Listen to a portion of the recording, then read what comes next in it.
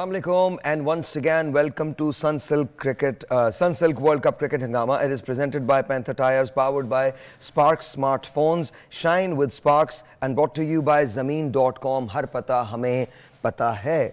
And two gentlemen are here with me, Salim Malik Sahab and Abdul Rauf Sahab. कैसे हैं आप लोग? ठीक ठाक हैं? सर मुझे ये बता दें प्लीज आज क्या होने वाला है? बड़ा इंपॉर्टेंट मैच है एक, इंग्लैंड वर्सेस साउथ अफ्रीका इस वक्त अंडरवे है. नेदरलैंड्स वर्सेस श्रीलंका, उसका स्कोर्स भी हम आपको बताएंगे. लेकिन England versus South Africa, England is won the toss and elected to field. Sir आपके ख्याल में ये फैसला दुरुस्त है? देखें ऑब्वियसली दुरुस्त ही होएगा क्योंकि काफ़ी देर से वहाँ खेल रहे हैं. और अच्छा आपने कहा ना दुरुस्त ही होएगा, तो मुझे लगा इसके आगे ना एक लफ्ज लगना चाहिए, सानू की. सीरियसली आप चेक करें. हकीकत तो यही है कि हम तो हमारा इंटरेस्ट साडा इंटरेस्ट है पाकिस्तान वाली नहीं. लेकिन मेरे ख्याल में ये मैच पाकिस्तान अच्छा नहीं करता, बहुत इंपॉर्टेंट ये match Pakistan, because Pakistan is lost yesterday, तो ये मैच पाकिस्तान के लिए बहुत इंपॉर्टेंट है. पाकिस्तान के लिए इसलिए इंपॉर्टेंट है कि अगर इंग्लैंड मैच जीत जाता तो इंग्लैंड इस वक्त छठे नंबर पे है. हाँ. तो वो ट्रैवल करके नंबर 4 पे आ सकता है या 5 पे, पाकिस्तान मजीद नीचे जा सकता है. और साउथ इसी तरह इंग्लैंड के अगर इंग्लैंड जीता तो पाकिस्तान को ज़्यादा, और अगर साउथ अफ्रीका जीतता है तो साउथ अफ्रीका तो ऑलरेडी नंबर 3 पे है. तो मेरा ख्याल है कि 6 पॉइंट के साथ नंबर 3 पे ही रहेगा, उतना ज़्यादा फर्क नहीं पड़ेगा. इंग्लैंड थोड़ा सा और नीचे चला जाएगा. दुआएं शुरू हो गई हैं. जो हमेशा से होता है. सबसे पहले तो match prediction, Sri Lanka versus Netherlands, कौन जीत रहा है? श्रीलंका. ऑलराइट जी. अब हम आगे आ जाते हैं. मेरे दोस्त नहीं खेल रहे आज इसमें. आपने उस दिन पूछा था कि बैटिंग ऑर्डर चेंज होना चाहिए, इनको कहाँ भेजे? मैंने कहा आई love the guy, I just love the गाय, मुझे बहुत पसंद है ये. बिल्कुल जो एटीट्यूड है बुमा का, मेरा टैम्बा बुमा मुझे बहुत पसंद है. और आपके तो मोस्ट फेवरेट प्लेयर है. यस, मेरा मोस्ट फेवरेट प्लेयर है वो, मुझे बहुत अच्छा लगता है. आज आपका इंटरेस्ट कितना रहा? सर आप, आज मेरा कोई इंटरेस्ट नहीं है. आज I am not going to watch South Africa, I am going to root for England because Bavuma is not. आप उसको उनका जरा वो तस्वीर लगाइएगा, मुझे बहुत अच्छे लगते हैं यार. और खास तौर पे मैं 2 तस्वीरें आपको भेज रहा हूँ दानी, जो मुझे इन्होंने भेजी है. सोते हुए एक तस्वीर है उनकी, वो लगा दीजिएगा. I love that, I love the गाय. अच्छा आपको उसकी बैटिंग अच्छी लगती है या सोना अच्छा लगता है? सर मुझे वो अच्छा लगता है. वो करैक्टर भी बहुत यार मैं आपको सच बताऊं, he is a very pleasant, great character, बिल्कुल very pleasant guy. When you look at him, तो ये रहे आप चेक करें इनका रिकॉर्ड देखें. रिकॉर्ड देखिए, 33 मैचेस, मैसिव रिकॉर्ड 33. ये आप लोग मजाक उड़ा रहे हैं. नहीं मजाक नहीं. I'm not going to allow this. I'm not going to allow this. This is आप मजाक नहीं कर रहे, मगर इतने आप देखेंगे इतने हम कहते हैं कि ये देखिए वो फाइन लेग पे जाके फील्डिंग कर रहे होते हैं सुबह सुबह, ग्राउंड से बाहर भी चला जाता है, उसको कोई परवाह नहीं है. और वो जब साउथ अफ्रीका आ रहा था तो ये तौलिया लेके बैठे थे, लगता था कि हजामत करवा रहे. 33 मैचेस, 1426 रन, 144 इनका बेस्ट स्कोर है. 54 मरतबा की, 105 मरतबा की. अच्छा ये पहले आदमी जिनके 100 ज्यादा है 50 से. अच्छा नहीं, ये प्लेयर बुरा नहीं है. No he is good. Actually वो होता है ना, कई दफ़ा आपकी फॉर्म अच्छी नहीं होती, आपसे स्कोर नहीं होता. मजाक अपनी जगह पे, हम ऐसे इसको no I love the guy, I love. मगर ये है कि ये बैटिंग बहुत अच्छी करता है. नहीं भाई, ये ना साउथ अफ्रीकन कंडीशन और ऑस्ट्रेलिया में इसलिए डेंजरस होता है कि बिल्कुल खड़े रहते हैं, स्टैंड स्टिल अपनी क्रीज में. तो वहाँ पे आपको पता है कि थोड़ा सा शॉर्ट ऑफ लेंथ हो तो कट और फुल लग जाती है. ये कट और फुल बहुत अच्छा खेलते हैं. इंडिया में इसलिए डिस्टर्ब हो रहे हैं कि वहाँ पे थोड़ा सा आगे फॉरवर्ड जाना पड़ता है और बच्चे भी ज्यादा हैं वहाँ. अच्छा तो let's talk about south Africa के चांसेस वर्सेस इंग्लैंड. कौन जीतने वाला है आज? यार देखें, अगर तो बेन स्टोक खेलता है तो इंग्लैंड के चांसेस हैं जीतने के. अदरवाइज मुझे वैसे बेसिकली न्यूजीलैंड पसंद है. आज इनके प्रोबेबल जो उसमें है नाम उनका, मगर पता कुछ नहीं है ना, कि हो सकता है अगर फिट ना हुआ तो शायद ना खेले. ओके. तो चांसेस अगर वो खेलता है तो फिर इंग्लैंड के चांसेस काफ़ी ब्राइट हैं, क्योंकि वो वाहद एक प्लेयर है जो पिछली बहुत सारी सीरीज़ देख लें, उसने बड़ा स्कोर किया है इंग्लैंड के लिए. कप्तान भी रहा, उसने हर मैच में स्कोर किया. टीम आउट होती थी मगर वो अकेला 200 करता रहा. तो इसलिए मुझे उसका है कि वो हर फॉर्मेट में खेलता है. ये नहीं है वो इवन टेस्ट मैच को वो वनडे की तरह खेलता है, बड़ा तेज खेलता है. तो अगर वो आज खेलता है तो इंग्लैंड की टीम को उससे बहुत एडवांटेज होएगा. एक टेलीफोन कॉल है अगर आप इजाजत दें तो. अस्सलाम वालेकुम जी, you're on the air. अस्सलाम वालेकुम. अस्सलाम वालेकुम. हेलो, अस्सलाम वालेकुम. अच्छा जी, दोबारा कॉल कर लीजिएगा. ये जो टॉस जीता है और पहले फील्डिंग का फैसला किया इंग्लैंड ने, ये कैसा लग रहा है आपको? देखिए मुझे तो नहीं पसंद आया ये फैसला, क्योंकि जो टीम टॉस जीती है उसको पहले बैटिंग करनी चाहिए, क्योंकि सरफेस टोटल चेंज हो चुकी है। कल भी आपने पाकिस्तान का मैच देखा, पाकिस्तान ने भी सेम मिस्टेक की। इससे पहले साउथ अफ्रीका और इंग्लैंड ये मिस्टेक कर चुके हैं और इंग्लैंड ने दोबारा रिपीट किया है इसको। तो ये हालांकि देखिए मेरा ख्याल है कि शायद ये गए हूँ उस पर कि जो प्रोडिक्शंस हैं, क्योंकि जो स्टेडियम के आप जो इसकी आप इसकी प्रोडिक्शन ये है कि स्टैट्स ये हैं कि 70% जो टीमें चेज करती हैं उन्होंने मैच जीते हैं। मगर इस वर्ल्ड कप में थोड़ा सा सिचुएशन चेंज हो रही है। कल मैं बहुत हैरान हुआ हूं कि कल जो स्टेडियम था उसकी प्रेडिक्शन ये थी कि जिस टीम ने भी टॉस जीता है वो गेम हारी है। स्टेडियम की नहीं, पाकिस्तान और ऑस्ट्रेलिया के जो लास्ट 6 मैचेस हुए थे उसमें जिस टीम ने टॉस जीता था वो टीम मैच हारी है। स्टेडियम की भी यही थी कि जिस टीम ने टॉस जीता है वो टीम जो है वो मैच हारी है। मगर कल था कि ये जो काफी ये एक बादलों से ओवरकास्ट होता है, एक दूसरा कास्ट स्पेल यानी कि जादू का असर होता है, तो मुझे लगता है कि इनके ज़्यादा स्टेडियम मगर राउफ अगर कल का मैच अगर आप देखो तो सेकंड बैटिंग में भी हम ऑलमोस्ट चेस कर गए थे। अगर हमारी विकेट्स इन हैंड होती, अगर पैनिक ना करते तो सेकंड बैटिंग नो डाउट कि वो पहले मैचों में होता रहा। मगर कल का मैच अगर आप देखें तो ऑस्ट्रेलिया पैनिक कर रहा था।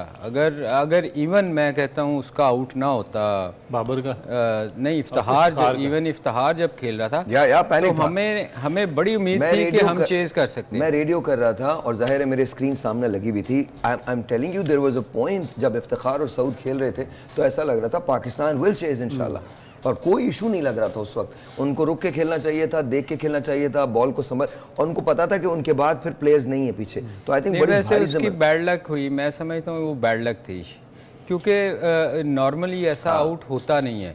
जब कभी आप खेलते हैं ना तो पैड को लगने हल्का सा उसने इफ्तिखार की, हाँ तो वो टच कर, वो वैसे नॉर्मली लेते नहीं है बॉलर, मोस्टली नहीं लेते, और ये बैट में लगा था साथ बॉल ना, तो उसका बहुत बड़ा डिसीजन था कि उसने, चूंकि वो उस वक्त उनको भी था कि हम ये मैच हार सकते हैं, तो उसने चांस लिया और वो पे कर गया। लेकिन एक और चीज सलीम भाई जो बहुत ज्यादा इंपॉर्टेंट चीज ये है कि पाकिस्तान का डबल फेलियर है। देखें कि जो लास्ट मैच इंडिया से हुआ 155 फॉर 2 थे, आपने 8 विकेटें 7 में गिराई हैं 191। अब कल का जो मैच था उसमें 24 ओवर्स तो आपके ओपनर खेल गए थे, बाकी आप 45 ओवर में ऑल आउट हो गए। इसका मतलब है कि जो आपका पूरा मिडिल ऑर्डर है 9 बैट्समैन, उन्होंने 20 ओवर खेले हैं।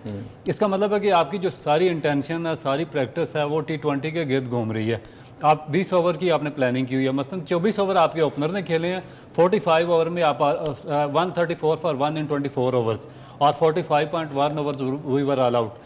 इसका मतलब है कि हम 20 ओवर, हमारी जो 9 बैट्समैन है वो 20 ओवर भी सर्वाइव नहीं कर सके। हालांकि हम T20 ज़्यादा खेलते हैं, 4 ओवर तो खेलने चाहिए थे एटलीस्ट, उसकी तो प्रैक्टिस थी हमें।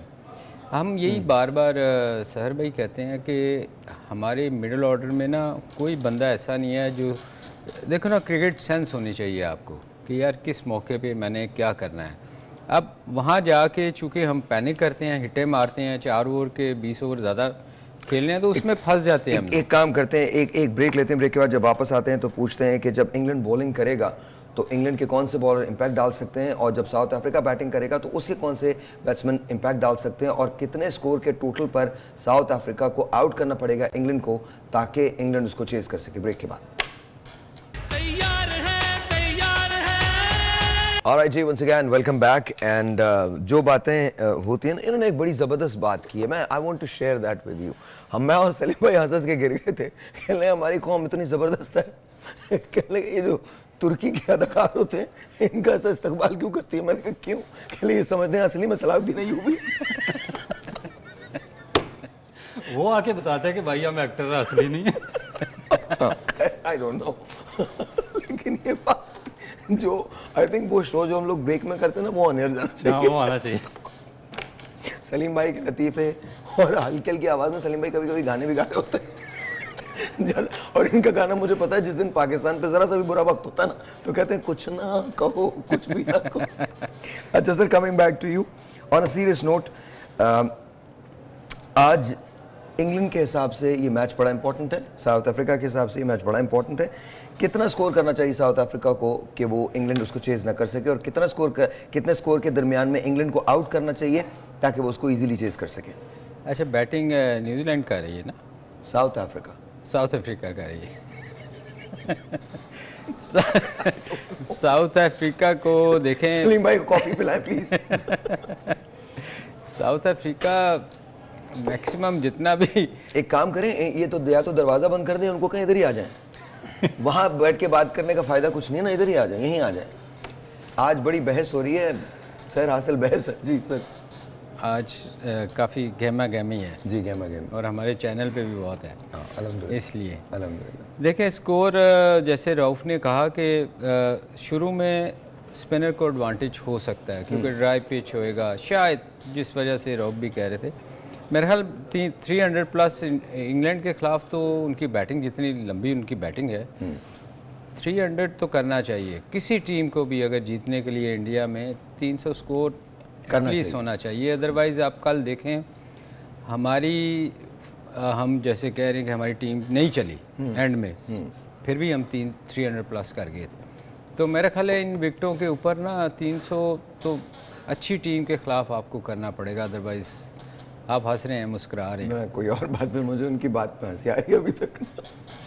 बाहर नहीं निकले अभी तक उससे। मैं बाहर नहीं निकला। अस्सलाम वालेकुम जी। वालेकुम सलाम जी सर, आपका नाम? अबू बकर चौधरी कर रहा हूँ। अबू बकर, कैसे हैं आप? ठीक हैं? इधर कल आपको रिस्पॉन्स दिया था मैंने कि ऑस्ट्रेलिया जीतेगी, अल्हम्दुलिल्लाह ऑस्ट्रेलिया जीत गई।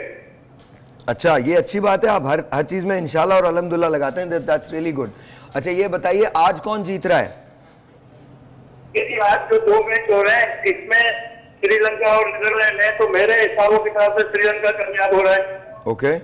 और दूसरा मैच जो हो रहा है और इंग्लैंड के दरमियान हो रहा है, तो इसमें मुझे साउथ अफ्रीका आजाद शुमार के हिसाब से विन होता हुआ नजर आ रहा है।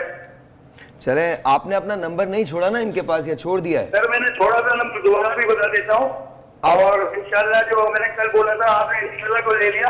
इंशाल्लाह का मतलब ये होता है कि जो अल्लाह का हुक्म होगा तो होगा। जी बिल्कुल बिल्कुल बिल्कुल सही कह रहे हैं, बिल्कुल सही। नहीं, हमें बहुत अच्छी बात लगी थी बहुत। हम लोगों ने कल इंशाल्लाह को कहा, लेकिन बेहतर ये होता है कि इंशाल्लाह कहा जाए चाहे किसी टीम के बारे में भी हो, क्योंकि ये खेल है, खेल में एक पहलवान हारता है, एक जीतता है। नहीं नहीं, हमें तो खुशी हुई थी इस बात की, इसी बात को मैंने आपसे कहा, खुशी हुई।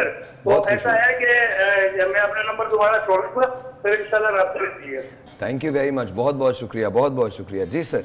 देखिए मेरा ख्याल है कि जो साउथ अफ्रीका ना 325 प्लस रन्स करेंगे, 350 तक हो जाएंगे, क्योंकि बहुत स्ट्रॉन्ग बैटिंग लाइन है। और दूसरा जो उनके कैप्टन थे वोमा, थोड़े से आउट ऑफ फॉर्म थे, उन्होंने इनको रिप्लेस किया, एंड्रिक्स को लाए हैं, वो बहुत अच्छे बैट्समैन हैं। तो इनकी बैटिंग लाइन जिस तरह मार्करम है, उसके बाद डोसन, क्लासन और मिलर, बहुत स्ट्रॉन्ग बैटिंग लाइन है। और थोड़ा सा जो इंग्लैंड का डिसएडवांटेज यही होगा कि टॉस जीत के उन्होंने अपने जो बॉलर्स हैं उनको पहले बॉलिंग के लिए डाल दिया। हालांकि जो सेकंड टाइम होता है, जब ड्यू फैक्टर इन्वॉल्व होता है, तो जो आपके सीमर्स होते हैं, स्पेशली जिस तरह मार्कवुड या वोक्स हैं, उनको सेकंड टाइम आदिल रशीद कितना कैरेक्टर अदा कर सकते हैं इसमें? देखिए आदिल रशीद इसलिए अपना प्ले नहीं पार्ट कर रहा क्योंकि दूसरी तरफ से उनका जो पार्टनर है वो मिसिंग है। इनको स्पेशलिस्ट स्पिन बॉलर पे जाना चाहिए, क्योंकि जिस तरह की पिचेस हैं जो इंडिया की हैं, इसमें आगे जब तक आपके पास स्पेशलिस्ट बॉलर्स नहीं होंगे आपका सक्सेस रेट कम हो जाएगा। इंग्लैंड बेसिकली जो डिपेंड कर रहा है अपने ऑलराउंडर्स पर डिपेंड कर रहा है, और जिस तरह रूट से बाद दफ़ा बॉलिंग करवा रहे हैं और लिविंगस्टोन बॉलिंग करवा देता दरमियान में, तो इस तरह काम नहीं चलेगा। इनको पूरा एक मोइन अली को मेरा ख्याल है कि मुझे भी यही लगता है कि मोइन अली को लाना चाहिए। Why do you think England is not अगर asking Moeen to play? Sir भाई इनकी हिस्ट्री देखें ना, ये कभी भी फुल बैट्समैन या उस बॉलर पे नहीं जाते। ये हमेशा इंग्लैंड का रहा है रिकॉर्ड कि ये ऑलराउंडर्स पे जाते हैं। आपको कहीं पीछे भी देख लें, ये इनका है। ये इसीलिए फिर ये ना जब अच्छा स्कोर करने के बावजूद ये फंसते हैं, क्योंकि इनके पास बॉलिंग अटैक पूरा नहीं होता। जैसे फास्ट बॉलर है, वो भी आप देखें मोस्टली ऑलराउंडर होंगे। इनकी कोशिश होती है कि हम बैटिंग जितनी लंबी कर सकते हैं कर लें। हालांकि होना तो ये नहीं चाहिए इनको, ये एक बड़ी देर से ये इंडिया में खेल रहे हैं, इनको पता होना चाहिए कि यहाँ की विकेटें क्या बिहेव करती हैं। नहीं, इंडिया में तो बहुत खेले हैं ये। नहीं, मैं यही कह रहा हूँ, हीरे ले गए, जायदादें ले गए, लोग ले गए। नहीं, इनको पता होना चाहिए ना कि हमारे यहाँ बॉल टर्न करता है। अच्छा, क्रिकेट की बात करें। मैं आप सलाउद्दीन अय्यूबी, दैट्स ओके, उधर चल तो नहीं चलेगा, आगे चलिए जी, सॉरी। मतलब ये है कि इनको आइडिया होना चाहिए कि यहाँ स्पिन, जैसे आज उन्होंने बॉलिंग की है, हाँ, तो सुबह के टाइम तो थोड़ा सा ड्राई कंडीशन होएगी, वहाँ तो स्पिनर ने ही काम करना है ना। जैसे ऑस्ट्रेलिया के 4 आउट 2 मैचों में कर गया, सुबह को बारी आई है बॉलिंग की। तो इनको ये थोड़ा देखना चाहिए था। आई डोंट नो, अब ऑस्ट्रेलिया यही सोचता है कि हम चेज कर लेंगे, जितना भी ये करेंगे बाद में ड्यू फैक्टर आएगा।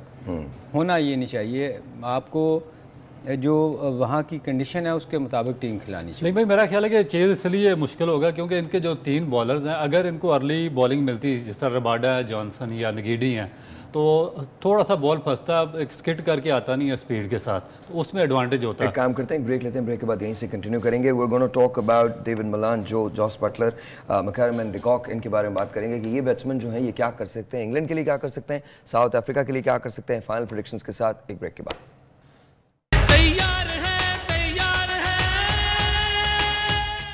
All right, G, once again, welcome back, and I am with Salim Malik Sahab and Abdul Rauf Sahab.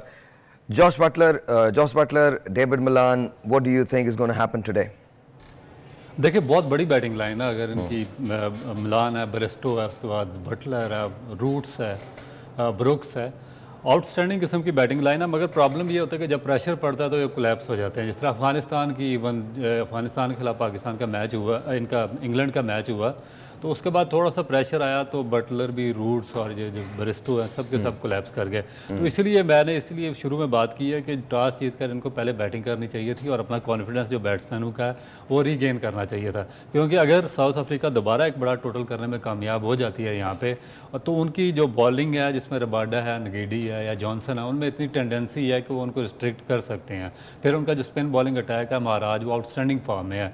मेरा ख्याल है कि जो टूर्नामेंट के मेजर स्पिनर्स हैं, लेफ्ट आर्म स्पिनर्स, उनमें सबसे बेस्ट वो बॉलिंग कर रहा है। तो ये बहुत बड़ी इनके लिए प्रॉब्लम। हैविंग दैट सेड, अभी आपने बात किया कि साउथ अफ्रीका को एक बड़ा टोटल करना, उनके एक बड़े टोटल की बड़ी वजह जो है वो क्विंटन डिकॉक है। लेकिन इस वक्त जिस वक्त हम बात करें, de Kock is back in the pavilion, वो आउट हो चुका है। सो टेल मी सर, कितना इंपैक्ट पड़ेगा? बहुत पड़ेगा। देखें, हमेशा कहता हूं कि विकेट गिरने से बहुत फ़र्क पड़ता है। आपका रन रेट स्लो हो जाता है, आप बैकफुट पे चले जाते हैं।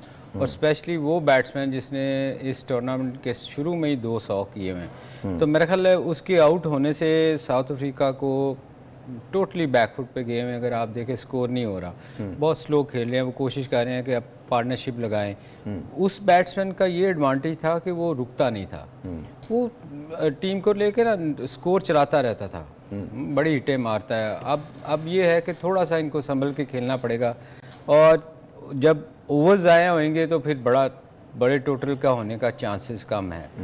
तो मेरा ख्याल है कि ये जो अभी आपने क्वेश्चन किया था ना कि इंग्लैंड का, देखें इंग्लैंड की टीम ना, ये गोरे जो है ना, ये इन चीज़ों को नहीं लेते कि हमारी बैटिंग फ्लॉप हो गई। ये हर दिन इनके लिए नया होता है। ये हमेशा कहते हैं कि कोई बात नहीं, टुमारो इज अनदर डे, कल हम अच्छा परफॉर्म करेंगे। और आई think that's the right approach. नहीं, वो करते यही थे। That is the right approach. होना भी ये चाहिए, भूल जाना चाहिए। मुझे याद है, मैं जब ब्राउन एंड रूट के अंदर काम करता था, तो हमारा थर्सडे को सुबह एक पावर ब्रेकफास्ट हुआ करता था। तो यूएस के वो वाइस प्रेसिडेंट भी रहे हैं, हिज नेम वाज डिक चीनी। तो डिक चीनी जो थे वो प्रेसिडेंट थे हैलिबर्टन के। तो वो हमें स्पीचेस दिया करते थे एवरी थर्सडे। उनकी एक बात हमें सबको बड़ी अच्छी लगती थी, वो कहते थे, फेलियर से never be scared, tomorrow is another day, you start over. तो I think that's what it is. ये हम क्या पाकिस्तानी टीम को ये अप्रोच रखनी चाहिए? होना तो यही चाहिए कि आपको देखें, जब भी आपका फेलियर होना तो आपको हमेशा अपनी अच्छी इनिंग्स देखनी चाहिए जाके। कभी भी डिप्रेशन में डिप्रेस नहीं होना चाहिए कि यार मेरे से स्कोर नहीं हो रहा। हर दिन नया है, कल आप बहुत अच्छा कर सकते हैं। वो गोरों में ये बड़ी अच्छी चीज़ है। ये इसलिए देखें, उन्होंने आज भी वही काम किया है जो पिछले मैच में किया था। 23 को पाकिस्तान इज प्लेइंग अगेन। आपको क्या लगता है कि हम किसी प्रेशर में खेलेंगे?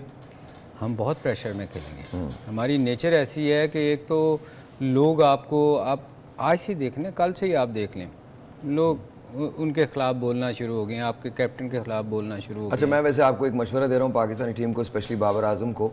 I am requesting all of the Pakistani team, अब तो आप लोग वहाँ हैं, अपने अपने फ़ोन्स को बंद कर दीजिए 3-4-5 दिनों के लिए।